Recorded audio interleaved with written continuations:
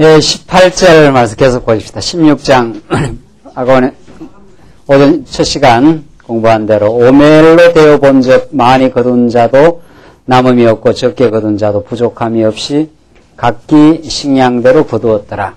그래서 하늘로부터 내려온 그 만나를 어떤 사람은 많이 거두기도 하고 어떤 사람은 적게 거두기도 하지만 그것이 결국 부족함이 없이 온 이스라엘 자손들에게 나누어 누릴 수 있도록 그렇게 하신 하나님의 섭리입니다. 이것이 신약시대 때 하나님의 풍요한 은혜를, 진리의 말씀을 우리가 함께 나누어 누리는 삶으로, 이게 우리 교회 신앙생활의 그 핵심이고, 그리스도의 마음으로, 우리 지난 시간 말씀드린 대로 그리스도의 마음으로 우리가 함께 짐을 지고 가는, 세속과는 전혀 다른 방식이죠. 세상은 더 많이 취하고 더 많이 취한 사람이 더 많이 취하려고 하는 것이 세속의 방식이라면, 교회는 그리스도의 마음으로 풍요하게 누리는 사람이 아직 누리지 못한 영혼들에게 평균케 하려는,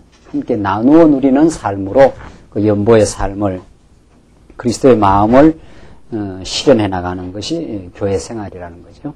그걸 바울이 이 본문의 말씀을 그렇게 연보의 원리로 그 인용을 합니다. 19절 계속 보시면, 모세가 그들에게 이르기를 아무든지 아침까지 그것을 남겨두지 말라 하였으나 그들이 모세의 말을 청종치 아니하고 들으는 아침까지 두었더니 벌레가 생기고 냄새가 난지라 모세가 그들에게 노하니라. 인간이 욕심이 한도 끝도 없어요. 아침까지 남겨두지 말라. 그 다음 날이 되면 또 먹을 그날에 일용할 양식이 내려온다. 근데 이제 인간은 그 하나님의 능력, 하나님의 보호하심을 믿지 못했을 때 나오는 불신앙의 삶이죠. 그래서 아침까지 두니까 뭐 둔다고 되는 것도 아니죠. 벌레가 생기고 냄새가 난지라. 그다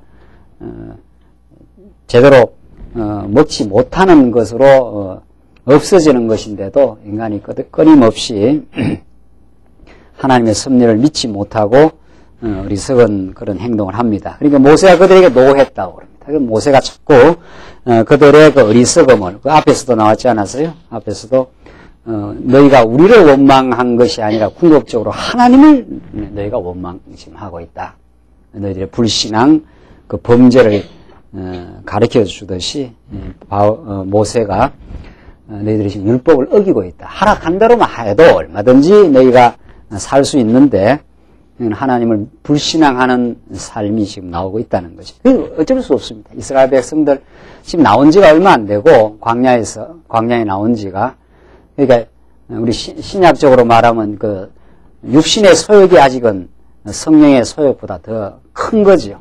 그러니까 미숙하니까 원망하고 불신앙하고 많이 챙겨놓아야 자기가 먹을 수 있다고 생각하는데, 하나님이 이스라엘 백성에게 그때그때마다 일용할 양식으로 주시고 또 그들을 채워주시고 그들을 보호해 가시는 하나님 여호와, 그 하나님 여호와를 아직 깊이 모르는 이스라엘 백성들의 어리석음을 지금 다 노출시키고 있습니다. 21절 계속 보시면,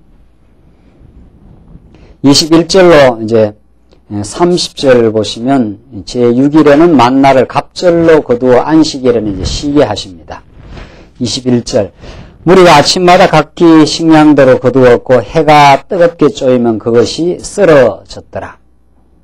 제6일에는 각 사람의 갑절의 식물 곧 하나에 2오멜씩 거둔지라.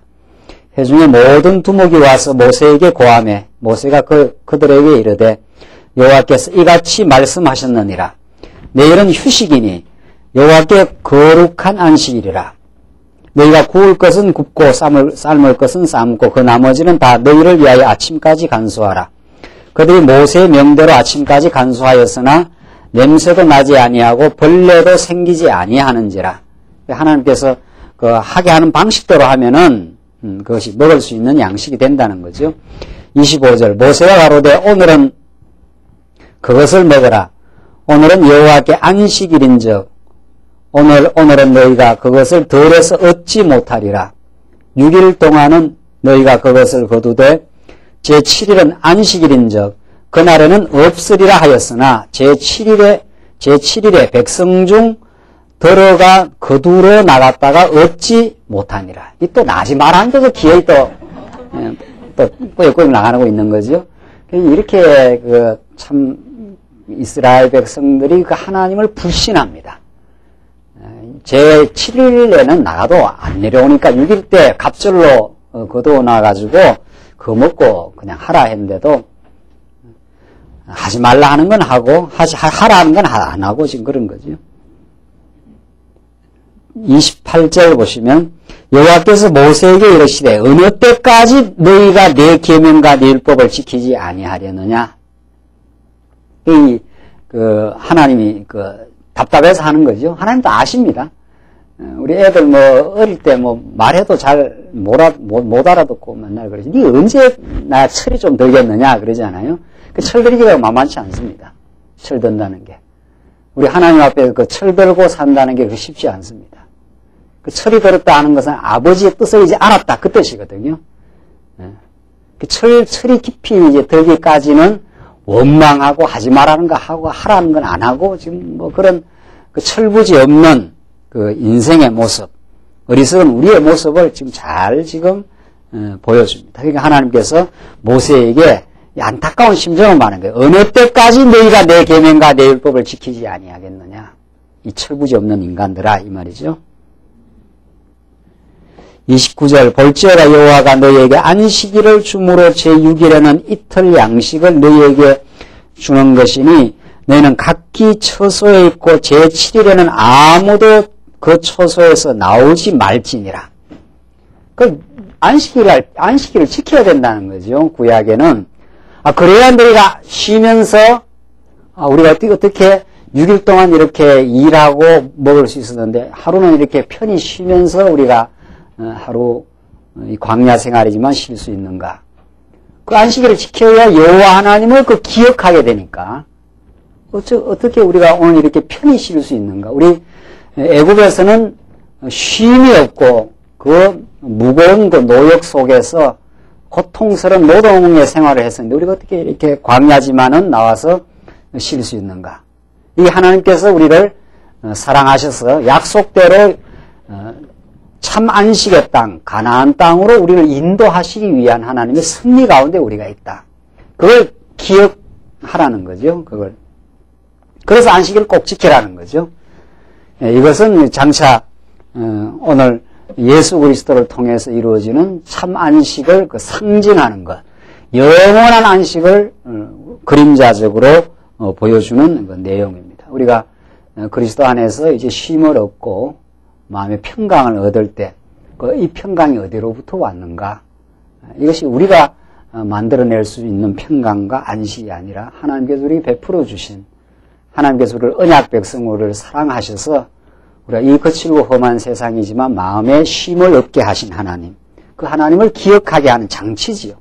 우리는 날짜 안식을 지키는 게 아니라 우리 마음에 평강과 안식이 있을 때 그때마다 하나님이 우리를 얼마나 사랑하셨는가. 그리고 우리는 틀림없이 언약의 백성이 되었다는 확정이고, 그리고 영원한 안식의 땅으로 우리가 갈 것을, 그 영원한 안식을 지금 맛보며 지금 사는 거 아닙니까? 그래서 그만큼 이 안식을 누리며 사는 것은 하나님을 기억하게 되는, 하나님의 은혜를 우리가 생각하게 되는 그 중요한 하나님의 방편이죠.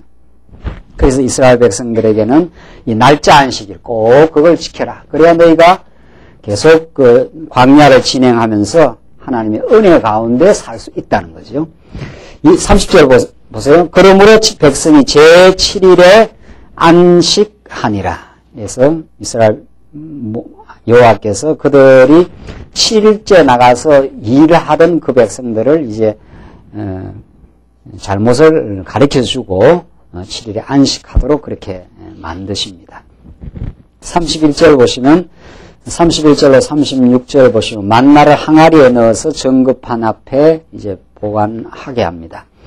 이스라엘 족속이 그 이름을 만나라 하였으며 가시 같고도 희고 맛은 꿀 섞은 과자 같았더라. 모세가 가로되 여호와께서 이같이 명하시기를 이것을 오멜에 채워서 너희 대대 후손을 위하여 간수하라. 이는 내가 너희를 애굽 땅에서 인도하여 낼 때에 광야에서 너희에게 먹인 양식을 너희에게 보이기 위함이니라 하셨다 하고, 이걸 대대로 간수해서 정겁궤 안에 넣어놓으라는 거죠. 그 정겁궤 안에다가 아론의 쌍난 지팡이, 만나 단지, 또 뭡니까? 또 하나 뭐죠? 십계명 돌비. 그것이 전부 정겁궤 안에 넣어놓고 하나님께서 이스라엘 백성들이 이 가나안 땅 오기까지 하나님께서 하늘로부터 만나를 줘가지고 그것을 통해서 이스라엘 백성들을 40년 동안 먹이고 하나님께서 채우시면서 인도하신 하나님을 기억하게 하는, 여러분과 저도 마찬가지예요. 지금 우리가 이렇게 그리스도의 생명으로 살고 우리가 하나님을 섬기며 살아가는 오늘의 삶도 우리를 늘 예수 믿고 나서 지금까지도 말씀으로 먹이시고 보호하시고 인도하신 하나님의 섭리가 있어서 우리 영혼이 지금 살아가고 있습니다. 하나님께서 일용할 양식으로 우리를 늘 채우시고 지금도 오늘도 말씀 안에서 이 진리의 말씀을 먹고 하나님을 경외하며 살라고. 말씀 안 먹으면 그때부터 우리가 하나님 잊어버려요. 그때부터 하나님 경외하지 않아요. 현실만 보여요. 현실에서 내 마음대로 판단하고 내 뜻대로 안 되면 원망하고, 이게 우리의 삶의 전부입니다. 이게 불치병에 걸린 하나님 잊어버린 우리 인생들의 참 처참하고 어리석은 모습인데, 하나님께서 우리에게 하늘로부터 만나를 내려주셔서 생명의 떡을 먹어야 우리가 사는 것 같이 산다는 거죠. 우리 지난 주일날도 이야기했지만 지금 황우석 교수의 그 연구는 아주 끝이 없을 정도로 지금 진행된다는 거 아니에요? 수많은 최고의 의사진들이 황우석 교수 그 연구팀에 지금 합류를 하고 세계적인 이제 줄기세포 뱅크가 만들어지고 아마 그렇게 될 지금 전망이 있는가 봅니다. 그만큼 이것이 가지고 있는 줄기세포 연구가 가지고 있는 그 파장이 크다는 거죠. 이것이 잘 연구가 진행이 되면은 수많은 난치병도 고칠 수 있고, 그만한 육신의 질병을 고칠 수 있는 그런 잠재력이 크다는 것을 지금 입증해주고 있는 거죠. 제2의 아인슈타인, 물리학의 아인슈타인처럼 말이에요. 유전자 생명 과학의 그런 것처럼 막 부각을 시켜나가지 않아요? 그렇게 온 세상이 떠들고, 온 지금 과학자들이 생명공학에 지금 집중을 하고, 수많은 재원과 수많은 재정들을 투입하고, 그렇게 지금 일이 지금 이루어집니다, 그게. 얼마나 많은 재정과 인력이 투입되면서 전 세계가 떠들썩할 정도로 그런 연구가 진행이 되는데, 그 진행되는 연구의 차원이 그것이 육체의 생명에 한정된다는 거 아닙니까? 우리가 볼 때는. 아무리 그것이 대단하고 탁월한 연구고, 생물학에서는, 유전공학에서는 대단한 연구임에 틀림없지만은, 그것이 지향하는, 그것이 궁극적으로 목적하는 것은 육체의 생명 아니냐 말이죠. 우리는 그런 육체의 생명의 차는 훨씬 뛰어넘은 영원한 생명의 만나, 그걸 우리가 지금 먹고 있는 거거든요. 그걸 지금 우리가 먹고, 그 일용할 양식을 먹고, 우리 천국 가서 영원히 풍성히 생명수 강가에서 그리스도와 함께 영원한 생명의 풍요를 우리가 누리게 됩니다. 그 영원한 생명의 맛을 지금 우리가 지금 보고 있거든요. 예수를 아는 것, 예수가 그리스도임을 깨닫고 그가 왕이심을 깨닫고 살아가는 것, 이게 생명의 풍요를 누리는 겁니다. 내가 온 것은 너희의 생명을 풍성하게 하고, 예수님이 하신 말씀이거든요. 그러니까 우리 기독교가 얼마나 전혀 다른 차원, 세상에 과학이 넘볼 수 없는 그 탁월한 과학의 업적과 밝혀내는 생명의 신비와는 전혀 다른 차원이 이 영원한 생명 아니에요. 그건 과학자들이 아주 범접조차 못하지 않아요. 그래서 육체 생명 정도 차원을 지금 연구하고 그 생명의 원리를 지금 추구하지만은, 그 훨씬 뛰어넘은 영원한 생명의 원리는 과학이 접근할 수 없는 세계입니다. 그걸 우리는 하늘로부터 내려오는 참 생명의 만나를 통해 영원한 예수 그리스도를 통해서 우리가 그 말씀을 공급받고 그 생명의 지금 인도함을 지금 받고 있지 않습니까? 그만큼 우리가 지금 생명의 말씀을 듣는다는 것은 정말 세상이 주지 못하는 지금 복을 우리가 지금 누리고 있습니다. 그래서 33절 보시면 또 아론에게 이르되 항아리를 가져다가 그 속에 만나 한 오멜을 담아 여호와 앞에 두어 너희 대대로 간수하라. 너희가 어떻게 해서 이렇게 살아났느냐? 이게 바로 만나를 하늘에서 먹여서 지금 약속의 땅으로 왔다는 걸 그 기억하게 하는 하나님의 장치입니다. 그걸 꼭 기억해라. 그걸 보고 너희가 하나님의 은혜로 살았다는 걸 기억하라는 거죠. 34절 아론이 여호와께서 모세에게 명하신 대로 그것을 정급판 앞에 두어 간수하게 하였고 이스라엘 자손이 사람 사는 땅에 이르기까지 40년 동안 만나를 먹되 곧 가나안 지형에 이르기까지 그들이 만나를 먹었더라. 가나안 땅에 들어가서 그 만나가 그쳤지 않습니까? 그 영원한 천국에 가서 그 우리로 말하면은 우리도 영원한 천국 들어갈 때까지 이 생명의 말씀 이걸 먹고 우리가 사는 거죠.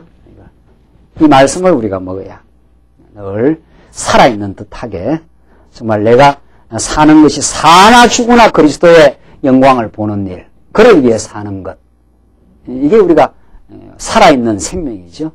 이 생명의 만나를 먹지 못하면 전부 현실에 이제 빠지는 거죠. 현실에서 어떻게 해야 잘 먹고 잘 사나 어떻게 해서 장수하나 전부 현실의 삶. 뭐 현실의 삶도 우리 하나님 주신 복입니다. 그러나 그것은 다 한정이 있고 육신의 삶은 살다가 언제나 죽게 돼 있고 부유할 수도 있고 가난할 수도 있는 거고 그걸 통해서 하나님을 배우는 것. 그 영생의 진리를 우리가 깨달아가는 것. 이 보이는 현실을 넘어 보이는 것은 잠깐이요. 보이지 않는 것은 어때요? 영원한 것이라고 하는 그 영생의 눈길이 돌아가는 그것이 우리의 참된 크리스찬의 우리 믿음의 사람이 누리는 그 복이요, 긍지요, 참된 생명의 말씀이죠. 자, 그래서 35절 이스라엘 자손이 사람 사는 땅에 이르기까지 읽었습니까? 36절 오멜은 에바 10분의 1이었더라. 자, 그래서 만나를 주어 그들을 먹이고 살리고 그 만나를 정급판 앞에 두어 간수하게 하셔서 하나님의 은혜로 너희들이 지금 살아가고 있다는 것을 지금 깨닫게 하시는 하나님의 섭리입니다. 17장 넘어가시면 아말렉 전쟁의 이제 승리의 장면이 나옵니다. 아말렉 전쟁이 유명한 전쟁 아닙니까? 이제 광야에서 처음으로 벌어지는 전쟁인데 이 전쟁은 이스라엘 백성들이 두고두고 싸워가야 될 전쟁의 한 예표입니다. 앞으로 이스라엘 백성들이 40년 광야 또 가나안 땅에 들어가서 치러야 될 그 전쟁, 무수히 싸워가야 될 전쟁, 그 투쟁해야 될 우리 신약 성도로 말하면 비진리와 어둠의 권세와 내 육신의 소욕과 끊임없이 그 싸워가야 될 영적 전쟁을 지금 아말렉 전쟁, 최초의 전쟁을 통해서 이제 보여줍니다. 이 전쟁에서 이제 승리케 하시는데 17장 1절로 3절 보십시다.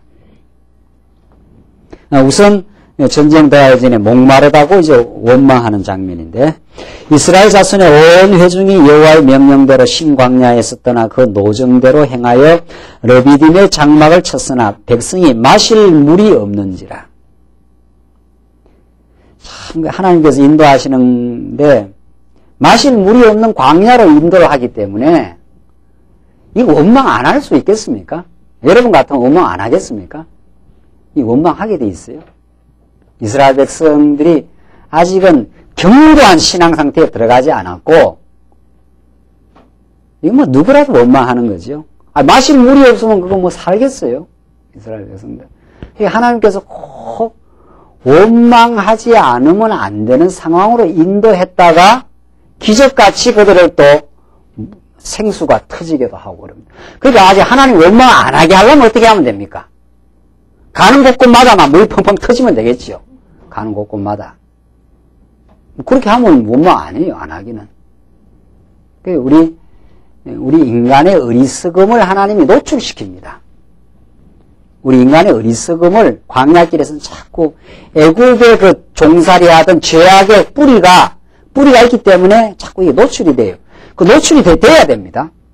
그 노출이 돼야 내 의로 지금 살아가는 게 아니구나. 나는 참 범죄한 백성이구나. 내가 이렇게 범죄하고 어리석은데도 하나님이 나를 보호하시는구나. 그래야 하나님 은혜를 느낍니다. 그러니까 원망을 하지 말라고, 하지 마십시오. 이렇게 하는 거는 복음이 아니라는 거 아니에요. 우리가 원망하고 살 수밖에 없는 존재입니다. 이게 복음이에요. 하나님께서 복음의 말씀으로 붙들고 우리를 강건하게 키우시면 원망 안 하게 됩니다. 하나님이 우리를 붙들어 주시면 원망 안 해요. 그리고 키워야 원망도 안 합니다. 여러분들은 뭐 자녀들 다 이제 거의 다 키우셨으니까. 애기 때는 그 원망하고 사는 게 그 애기. 또 애기가 또 원망 안 하고 그거 너무 조숙해갖고 말이죠. 애기가 말이죠. 뭐 엄마 뭐 나는 다 괜찮아요. 뭐 이렇게 나오면 그거 좀 곤란한 애예요. 애가 뭐 애는 애 같아야 그게 되지. 그거 미숙한 것도 문제지만 그 초숙한 것도 문제예요. 너무 조숙해갖고 말이죠. 뭐 그 애가 막 어른처럼 막 뭐 그렇게 하면 그거 이상하지 않아요? 애는 애처럼 사는 거죠. 뭐 불평도 하고 원망도 하고 그러면서 좀 지나고 나면은 참 내가 어리석었구나. 내가 엄마 마음을 많이 상하게 했구나. 이게 철이 들면서 깨달아가는 거 아닙니까? 참 엄마 그때 때문에 힘들었겠구나. 그 철든다는 게 얼마나 그 힘든가 하면은 우리 하나님 앞에서 철든다는 거 말입니다. 인생이 철드는 것도 만만찮아요. 정말 장가 들고 애 놓고 그렇게 다 해봐야 나중에 부모 심정 안다는 거 아닙니까? 20대, 30대에도 모른다는 거 아닙니까? 야, 이 내가 이제 애 때문에 속을 한번 썩어봐야 우리 부모님 내 때문에 참 속을 많이 썩었겠구나 말이죠.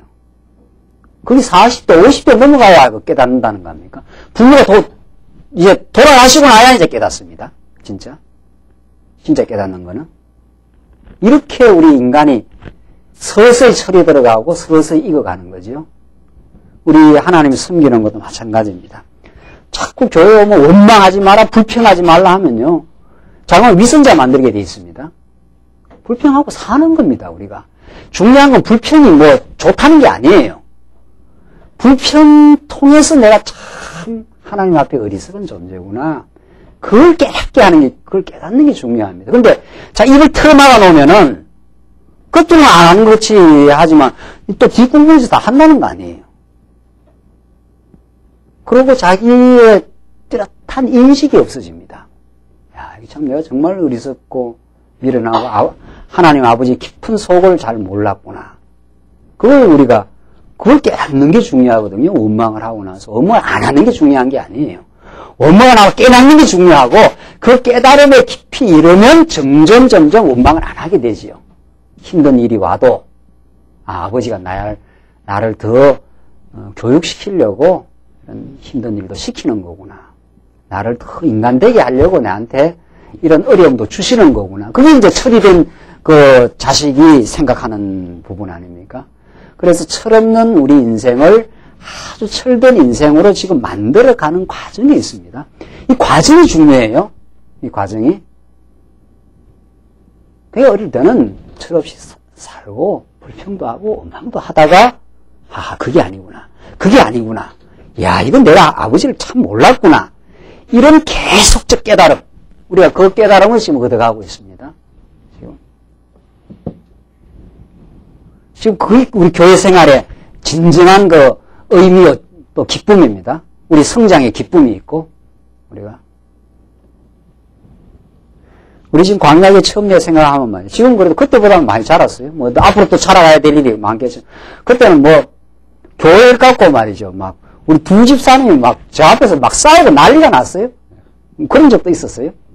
이 일을 해야 되느냐, 말아야 되느냐 해갖고 막, 난리를 하더라고요. 야, 이거 교회를 계속 해야 되느냐, 말아야 되느냐, 이 생각은 나더라고요. 뭐 그런 적도 있어요. 지금 이제 생각하면 그래요. 뭐 지금 뭐 그런 것까지는 없잖아요. 뭐 좀 딴 어려움은 또 있어도. 그러니까 그렇게 우리가 성장해 가는 겁니다. 그리고 성장 과정 자체가 우리한테 얼마나 의미 있는지 몰라요. 뭘 하지 말라가 아니에요. 우리 하고 사는 우리입니다. 만약 우리가 그런 걸 안 하고 원망 안 했을 때 원망 안 하는 것도 중요한 것도 아니에요. 하나님 나를 많은 연단을 시키고 나를 이렇게 키우니까 아버지의 깊은 뜻을 깨닫고 나니까 참 원망도 안 하게 되고 정말 이게 하나님의 은혜입니다. 그걸 또 원망 안 하는 게 자기 무슨 의로 원망 안 하는 것도 아닙니다. 많이 하나님 깨닫고 나니까 정말 많이 참는 힘도 생기고 이제 모든 것을 내 신앙의 성장의 계기로 받아들이는 이런 깊은 깨달음에 이르게 하신 하나님. 그 하나님께 감사하는 거죠. 이스라엘 백성들 원망은 너무 자연스러운 겁니다. 이거 지금. 마실 물이 없는 코스로 인도하니까 뭐 어떻게 원망은 안 하겠어요. 2절 보십시오.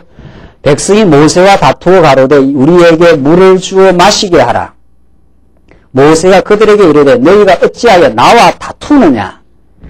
너희가 어찌하여 여호와를 시험하느냐? 너희가 지금 나와 다투는 건 여호와를 시험하는 어리석음이다. 이걸 이제 어리석음을 이제 모세는 가르쳐 주는 거죠. 하나님 너희들을 지금 목말라 죽이게 하겠느냐 이 말이죠. 모세는 이제 상당히 많은 연단을 거쳐서 여호와를 백성보다 훨씬 많이 깨닫고 있잖아요. 하나님 살게 하실 것이다. 원망을 거쳐라 이 말이죠. 너희들이 지금 어리석음을 지금 범하고 있다. 여호와를 지금 너희들이 테스트하고 있다. 3절 거기서 백성이 물에 가라매 그들이 모세를 대하여 원망하여 가로되 당신이 어찌하여 우리를 애굽에서 인도하여 내어서 우리로 우리 자녀와 우리 생축으로 목말라 죽게 하느냐? 뭐 툭하면 이 소리 아니에요? 툭하면 모세한테 애굽으로 왜 인도해냈느냐? 애굽에서 인도하여 냈느냐? 이런 족속은 한번 애굽으로 다시 넣어야 되는데 말이죠. 다시 넣어야 이게 말하는 이 애굽으로 다시 넣지는 않고 애굽으로 넣으면 안 되잖아요. 다시 가면서 이제 훈련을 시켜가는 거죠. 그러니까 하나님이 섭리하는 그 실존을 보면, 그 실제를 보면 원망하지 않으면 안 돼요. 원망할 수밖에 없는 상황이에요. 그걸 뛰어넘는 거는 이제 모세의 이제 신앙이죠.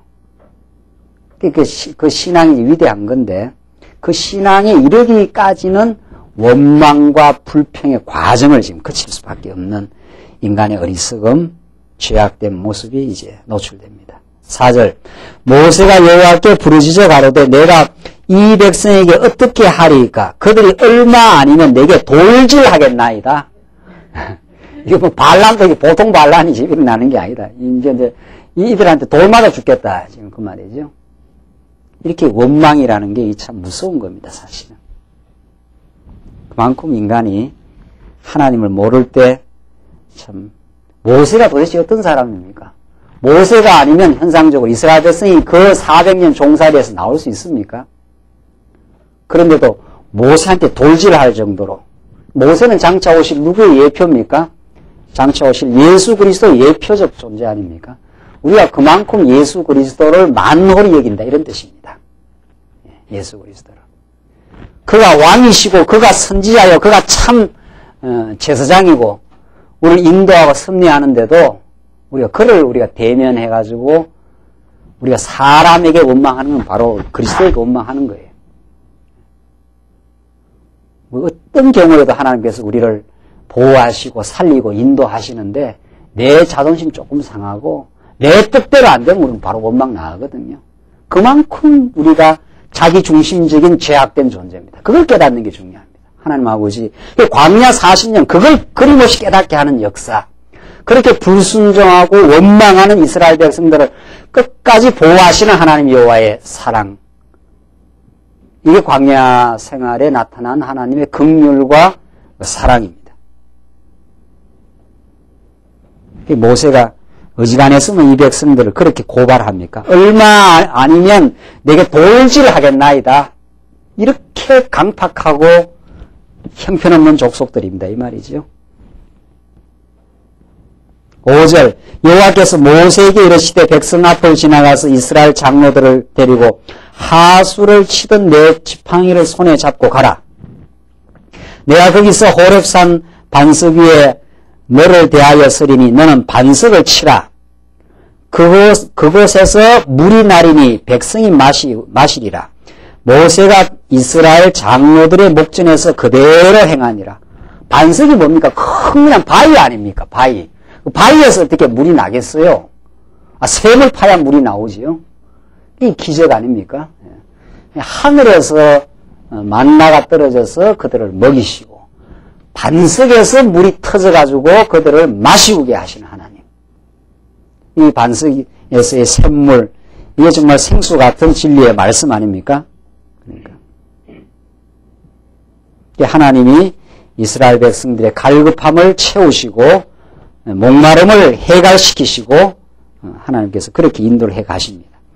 실제 그가 그곳 이름을 마사라 또는 무리바라 불렀으니 이는 이스라엘 자손이 다투었음이요 또는 그들이 여호와를 시험하여 이르기를 여호와께서 우리 중에 계신가 아닌가 하였음이더라.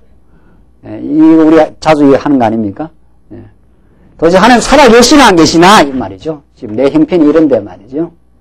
하나님 살아계시면 나를 이렇게까지 몰아갈 수 있느냐 하는 거죠. 하나님의 그 존재를 의심하는 거죠.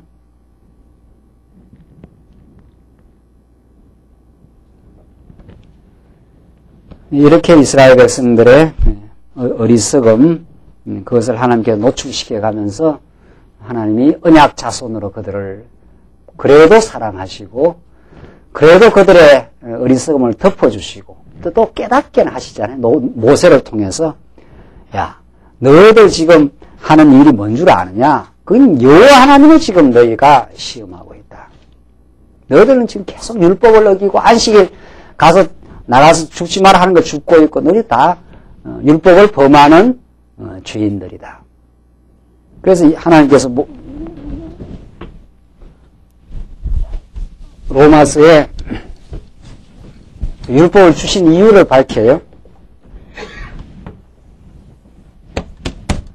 아담이 이미 하나님과 같이 되고자 하는 것 때문에 범죄해서 다 죄인이 되어버렸지 않았어요? 근데 아담 이후의 그 죄인들은 아담이 범한 죄는 안 범했지요. 그렇죠? 선악을 알게 하는 나무를 따먹지 말라. 그 법을 어기고 다 죄인이 된 거 아니에요. 죄인이 돼. 그 아담 이후 인간은 계속 가인이 아벨을 쳐 죽이고 살인하고 유다와 다말이 그 간음하고 온통 다 그 죄로부터 범죄라는 현상이 지금 계속 드러나고 있지요.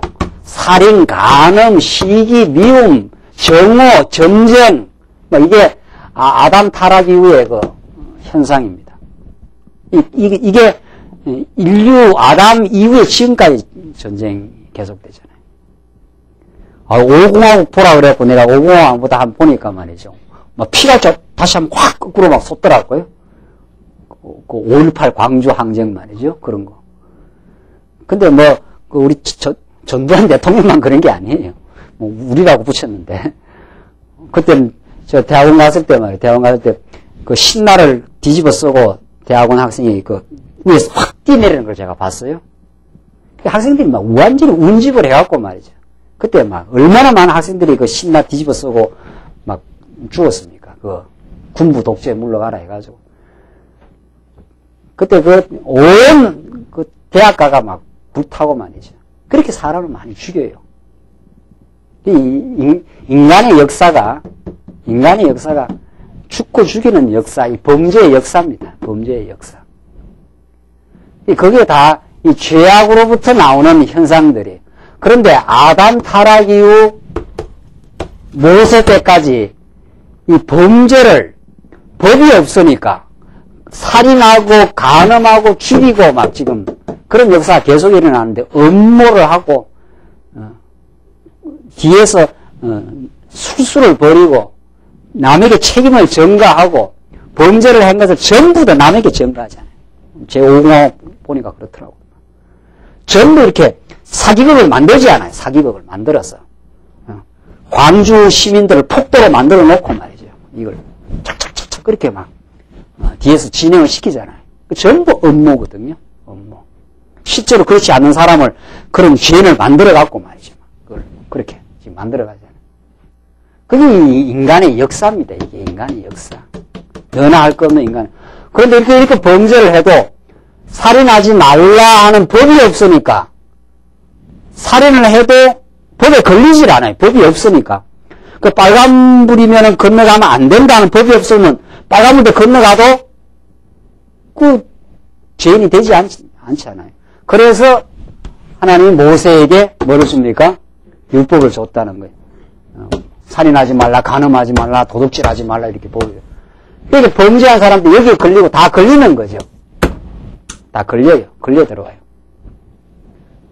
그래서 모세로 하여금 이 율법을 준 것은 범죄한 인생임을 여기 율법에 걸려서 다 죄인임을 깨달으라고 줬다는 거죠. 그게 법망을 뒤집어 씌운 거예요. 이렇게 인생들에게 모세에게 율법을 준 것은 우리가 다 죄인이라는 걸 깨닫게 하려고. 그래서 그 입을 막으려고 세상을 심판 아래 두고 모든 입을 막으려고 그랬다고. 로마서에 그래 말해. 그 입이 무슨 입을 막으려고 했어요? 우리 입만 벌리면 뭐 하려고 하니까? 입만 벌리면 우리는 자기 의의 자랑이. 우리 인생이. 자기 의를 내세우기 때문에 남을 정죄하고 그러거든요. 내가 이렇게 의롭다 이 말이거든요. 그 입을 막으려고 그 율법은 우리를 입을 막고 우리를 거꾸로 틀리는 역사를 하는 거죠. 아이고 하나님 내가 죄인입니다. 이렇게 되는 거죠. 근데 이 법망을 살살 빠져나온 또 인간들이 있지 않아요? 이 법망을 살살. 예수님 때 누가? 예수님 때 살인하지 말라 하니까 껍데기로 살인만 안 했다고 살인 안 한 줄로 생각하는 거죠. 간음하지 말라 했으니까 껍데기로 간음만 안 했으면 나는 간음 안 했다. 속에는 음욕이 가득 차 있고 말이죠. 속에는 미움이 가득 있으면서. 또 미움 없는 사람이 있느냐 말이죠. 세상에. 미움 없는 사람이 있어요? 있습니까? 미움 없는 사람이?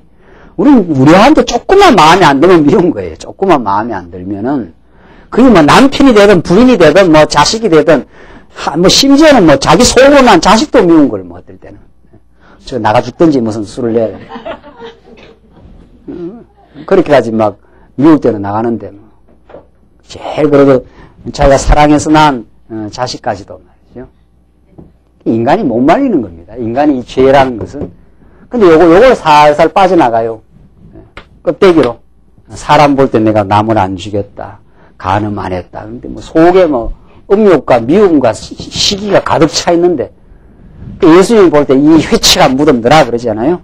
회치가 무덤더라. 너가 나의 불꽃 같은 눈을 벗어날 수 있겠느냐. 그래서 그 율법을 그 십계명을 완전케 해버리잖아요. 미워만 해도 나가라 하기만 해도 너희들 지옥불에 들어간다. 옛사람이 말한 바 살인하지 말라 했던 걸 너희가 들었으나 나는 너희에게 말하노니 나가라 해도 나가란 말은 그 미워하는 미련한 놈 이렇게 욕하는 거거든요. 미움만 있어도 너 지옥불에 들어간다. 옛사람이 말한 바 간음치 말라 하였다는 걸 너희가 들었으나 나는 너희에게 말하노니 뭐만 있어도 음욕만 있어도 마음에 음욕만 있어도 이미 간음했놈이라 그러잖아요. 그러니까 우리는 행동 안 해도 죄인입니다. 구체적인 간음이나 도둑질 안 해도 살인을 안 해도 내한테 탐욕이 있어요. 탐욕이 있어도 백화점 가면 뭐 다 좋은 거 아니에요, 다. 백화점 가면 뭐 안 좋은 게 하나도 없더라고, 내 눈에는. 그래도 그걸 이렇게 못 훔치는 거는, 아, 저게 참 좋다 하는 건 저 가지고 싶다, 그 말이거든요. 그런데 그걸 가지면 자기가 감옥 들어가니까 안 가지는 것 뿐이지, 탐욕이 다 생긴 거 아니에요, 이미. 미움이 없는 사람이 있나요? 그러니까 하나님 보실 때는 전부 다 죄인이에요, 다. 그래서 율법을 준 것은 우리의 입을 막으려고 그랬다고 해요. 막으려고. 자기 자랑 못하게, 아이고, 하나님 죄인입니다. 그러니까 우리 교회 와서 우리의 마음이 기쁘고 즐거운 것은 우리가 다 죄인을 깨달으면 마음이 기쁘고 즐겁습니다. 그때부터. 자기가 의인인 줄 알면 그때부터 뭐가 복잡해져요. 네. 자기가 의인인 줄 알면 그 의의를 지켜야 하니까. 그 의의를 지키려고 남을 또 정죄도 해야 되니까. 그래서 모든 갈등이 생깁니다. 모든 인생의 갈등은 자기가 죄인임을 깨닫지 못하는 데로부터. 자기가 형편없는 죄인인 줄 깨달으면 그저 뭐 사는 게 은혜예요. 예수 믿는 게 은혜고 다른 사람이 실수해도 난 저 실수보다 형편없는 실수를 하는 인생이고, 내가 직접적으로 실수를 안 했어도 그런 실수할 가능성이 얼마든지 있는 인생이라는 걸 깨닫게 되면은 거기서부터 이제 평화가 이루어집니다. 거기서부터. 그 예수를 깨닫고 은혜로 살 수밖에 없는 존재임을 깨달으면 이스라엘 백성들의 이 불순종, 어리석음, 이걸 모세가 이제 하나하나 깨닫게 하고 그들의 어리석음을 지금 밝히고 그러면서도 하나님이 사랑하시면서 그렇게 이끌어 가시는 하나님의 섭리. 그게 광야에서 모세를 통해서 이제 율법을 주시는 거죠. 그 율법이 안 걸리는 게 하나도 없어요. 하나마다 다 걸리잖아요. 하나마다 이스라엘 백성들이. 광야에서 그들이 얼마나 죄인임을 깨닫게 하고 그 모세의 율법에 다 걸리지만 아브라함과 맺은 언약 때문에 이스라엘 백성은 어디로 갑니까? 그러니까 지금 우리 광야 계속 나오는데 광야 이스라엘 백성들 계속 범죄해요. 계속. 모세 율법에 의하면은 이 모세 율법에 의하면은 이들이 범죄했기 때문에 가나안 땅에 들어갈 자격이 없어요. 그러니까 자격이 없어요. 원망했지요. 불순종하지요. 모함 여인하고 놀아나지요. 모세를 반역을 하지요. 그러니까 범죄 안 됐으니까 범죄 행위대로 하면은 어떻게 해야 돼요?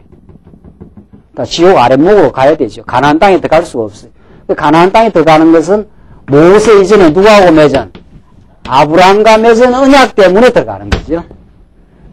아브라함과 맺은 언약이 모세의 율법을 어긴 그 모든 범죄를 어떻게 다 덮어버리고 가나안 땅에 들어가는 거죠. 그러니까 아브라함 언약 때문에 이스라엘 백성들이 들어가게 되는 거죠. 그 아브라함 언약 때문에 이스라엘 백성들이 계속 광야에서 유지하고 보존이 됩니다.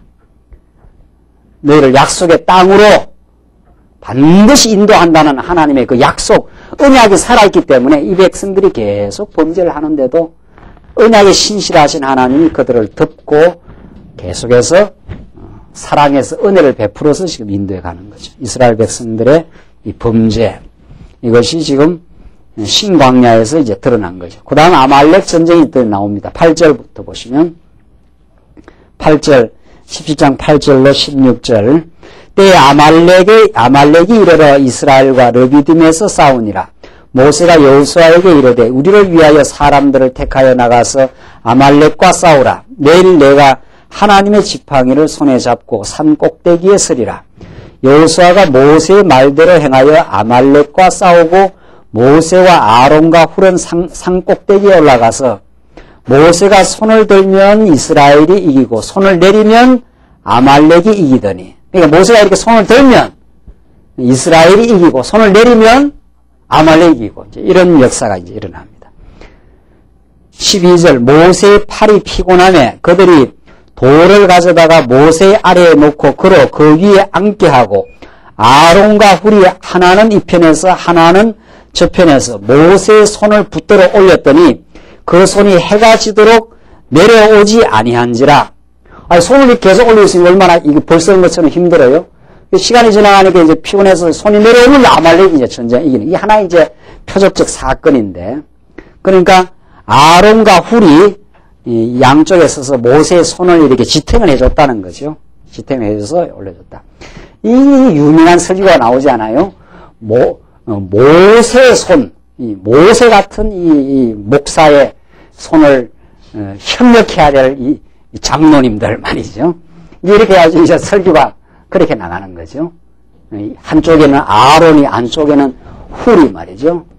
이제 목사가 목회를 잘 해나가도록 우리 또 두 장로님이니까 딱 맞네요. 한쪽에서는 이 손을, 한쪽에 저 손을 잘 받쳐가지고 그 승리의 역사를 하게 하라. 근데 이게 직접 설교 들은 내용이에요, 제가. 그렇게 하더라고, 이 말씀 듣기 전에. 이렇게 해서 보좌를 잘해가지고 말이죠. 승리를 하게 한다. 그런 거 아닙니다. 보좌는 그렇게 보좌하는 게 아니고 다 하나님 말씀 깨닫고 하나님 주신 은사 따라서 그리스도를 우리가 잘 섬기고 진리 안에서 협력하고 살아가면 그게 이제 하나님의 말씀을 잘 지키고 교회를 섬기는 건데, 모세가 팔을 든 건 하나님의 능력의 하나의 그 계시입니다. 모세가 팔을 들고 섰다는 것은 하나님의 능력을 보여주는 표적적 사건이에요. 하나님 능력이 나타나면은 이방 대적과 싸워서 이기지만 하나님 능력이 나타나지 아니하면 그들이 아말렉과 패배한다고 하는 하나의 그 표적적인 사건이지 뭐 그걸 지금 오늘날 현실에다 직접 적용하는 건 아니죠. 자, 13절 보시면은 여호수아가 칼날로 아말렉과 그 백성을 쳐서 파하니라. 그러니까 하나님의 능력이 나타나니까 모세의 손이 들려 있는 순간에 승리가 있고 여호수아가 쳐서 파하게 된다는 거죠. 14절 여호와께서 모세에게 이르시되 이것을 책에 기록하여 기념하게 하고 이 아말렉 전쟁 사건을 책에다 기록을 해라. 두고두고 기록을 해라. 너희들은 반드시 이제 승리해서 가나안 땅을 차지하게 되는데 모세가 손을 들어서 승리한 것처럼 하나님의 능력이 나타나야 너희가 승리를 하게 된다. 이걸 꼭 기록해서 기념하게 하라. 이걸 잊어버리면 안 된다는 거죠. 하나님의 능력으로 이긴다는 것을 잊어버리면 안 된다. 그래서 여호수아의 귀에 외워 들리라. 여호수아의 귀에다가 언제나 그것을 외워 들리게 하라. 우리가 오늘 이 말씀 듣는 게 마찬가지예요. 오늘 이 말씀을 우리가 배우는 것은 하나님께서 애굽에 집어넣기도 하시고 구원시키기도 하시고 우리 생활 가운데 어떻게 해요? 승리케도 하시는 것이 누구의 능력으로? 하나님의 능력으로, 하나님의 말씀의 힘으로만 우리가 승리한다는 것을 우리 말씀을 들을 때마다 그걸 늘 기억하고 늘 기념하고 우리가 말씀을 깨닫습니다. 하나님의 능력으로 우리 말씀을 하나님의 능력으로 우리를 붙들지 아니하면 우리는 패배할 수밖에 없는 존재라는 걸. 하나님의 언약의 말씀을 우리가 늘 기억나게 하는 것. 이것이 우리 오늘 신약시대의 그 승리의 비결입니다. 내가 아말렉을 도말하여 천하에서 기억함이 없게 하리라. 모세가 단을 쌓고 그 이름을 여호와 니시라 하고. 이게 바로 뭡니까? 여호와 니시. 여호와는 나의 깃발이라는 거예요. 승리의 깃발이 우리 여호와께 있다. 앞에는 여호와 이레, 여호와 라파하는 건 질병을 치료하시는 하나님. 여호와 니시, 그게 별명입니다. 그러니까 하나님이 여호와시라 하는 건 우리의 근본 우리의 신앙 고백이고, 하나님이 여호와 이레라 하는 것은 장차 예수 그리스도 제물을 준비하시는 여호와. 여호와 니시라 하는 말은 그가 우리의 깃발이 되어 주신 거니까 그가 우리의 승리의 깃발이라 이 말이죠. 우리 이 말씀 듣는 성도들은 여호와의 깃발을 앞에 내세우고 전진하는 우리 성도가 되는 거죠.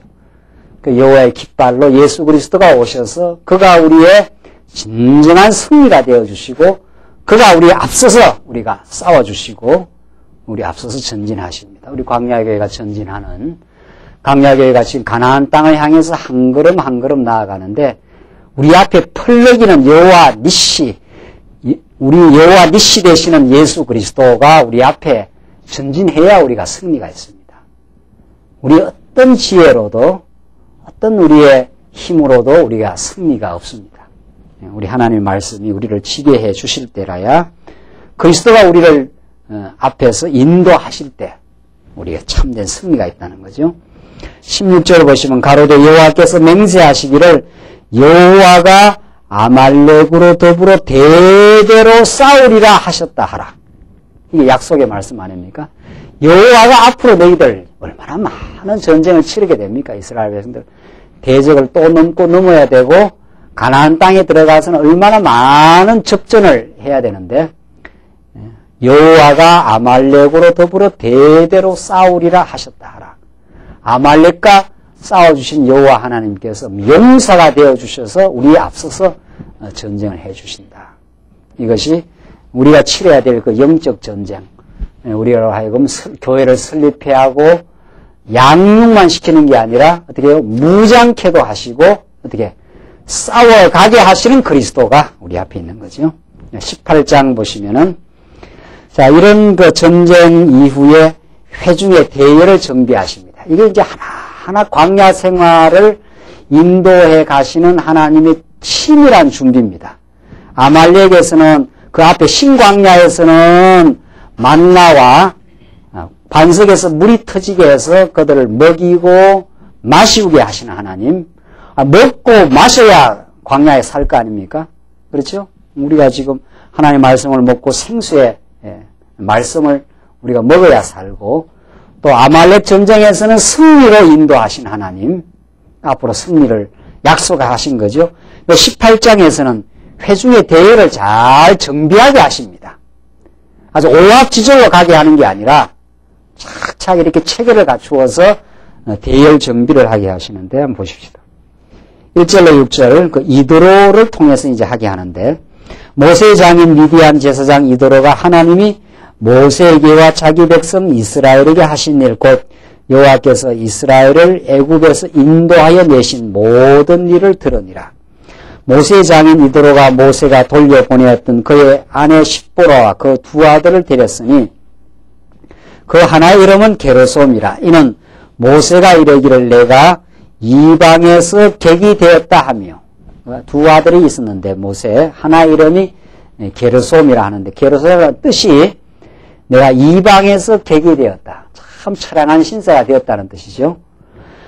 14절 보시면 하나의 이름은 엘리에셀이라. 이는 내 아버지의 하나님이 나를 도우사 바로의 칼에서 구원하셨다 함이었더라.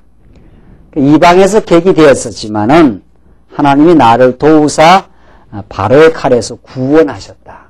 이 참 의미가 있는 이름이죠. 이 엘리에셀이 하나님이 나를 이방의 객이 되게 하시고 처량한 신세가 되게도 하셨지만은 하나님이 나를 도우셔서 바로의 칼에서 구원하신 하나님, 그 이름을 그렇게 지었습니다. 이 하나님이 하신 일을 지금 기억하게 하는 이름들이죠.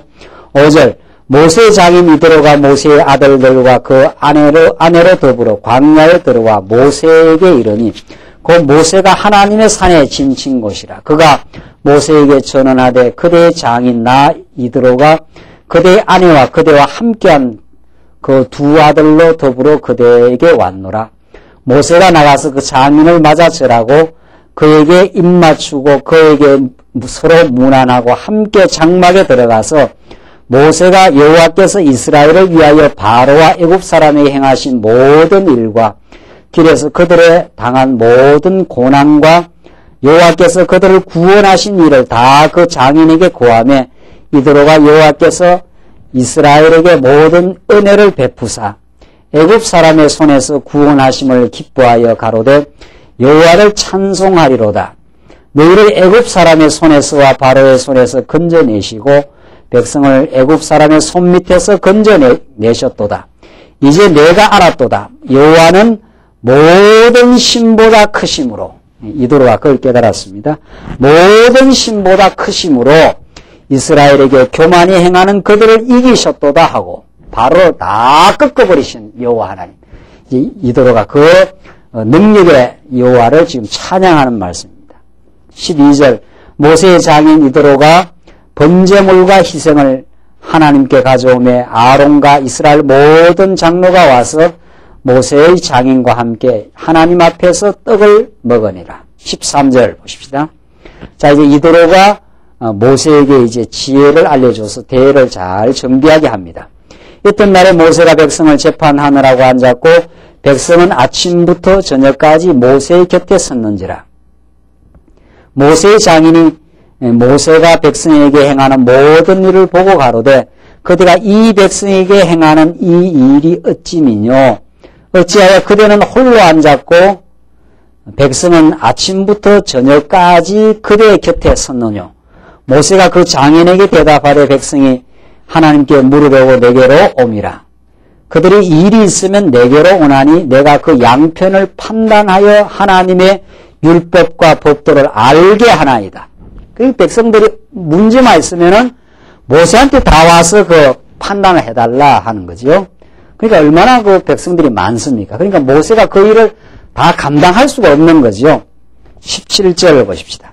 모세의 장인이 그에게 이르되 그대의 하는 것이 선하지 못하도다.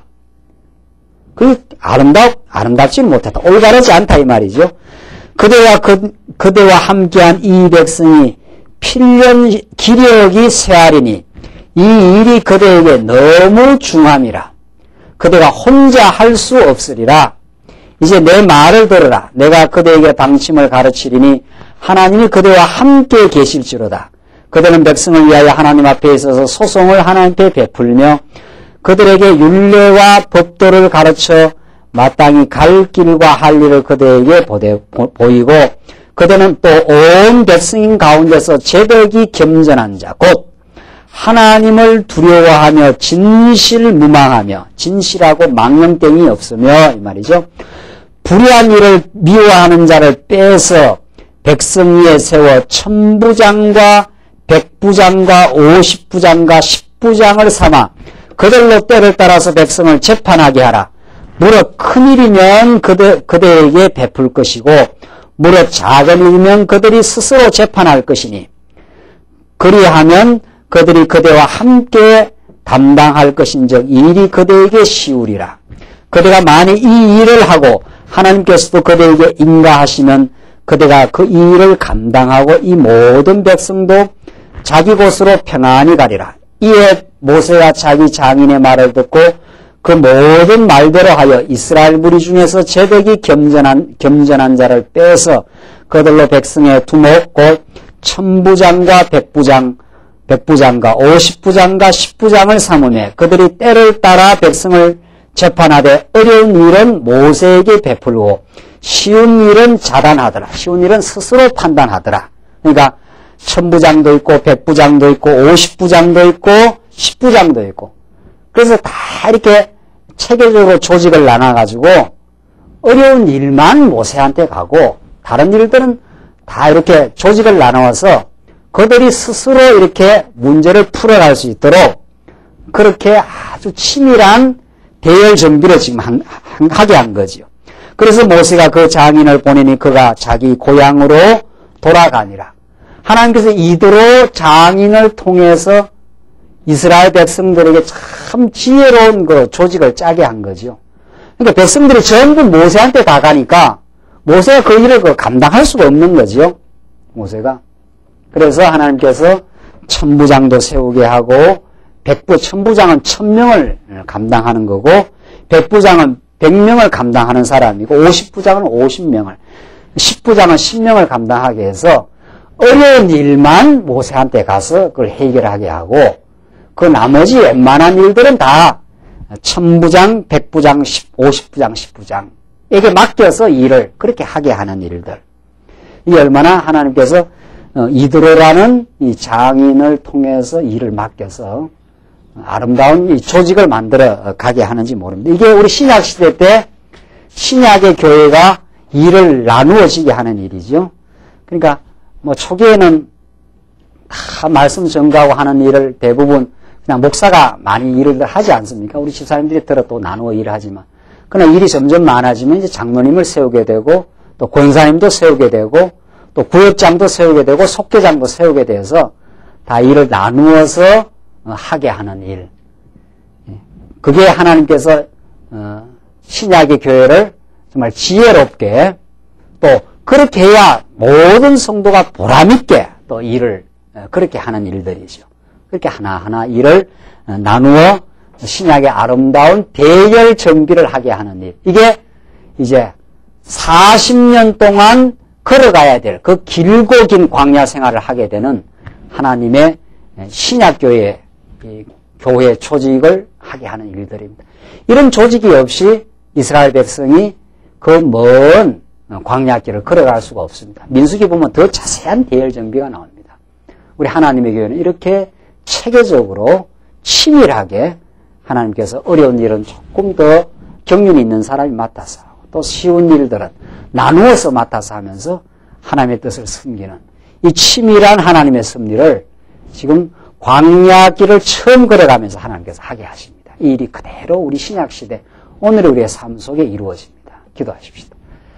우리 자비하신 하나님 아버지 이스라엘 백성들 물 없어서 먹을 것이 없어서 불평하고 원망한 백성들에게 하늘로부터 만나를 또 반석에서 물을 하나님께서 터주어 그들을 먹이시고 마시게 하실 뿐 아니라 아말렉과의 전쟁에서 승리하게 하시고 또 그들로 하여금 대열을 정비케 하셔서 이제 광야길을 준비시켜 나가신 하나님께서 오늘 이 신약시대 때 우리들에게도 하늘로부터 만나를 먹이시고 이제 교회의 체계를 이루어서 이 거칠고 험한 광야길을 가게 하시는 하나님의 기이하고 놀라운 섭리를 확인했습니다.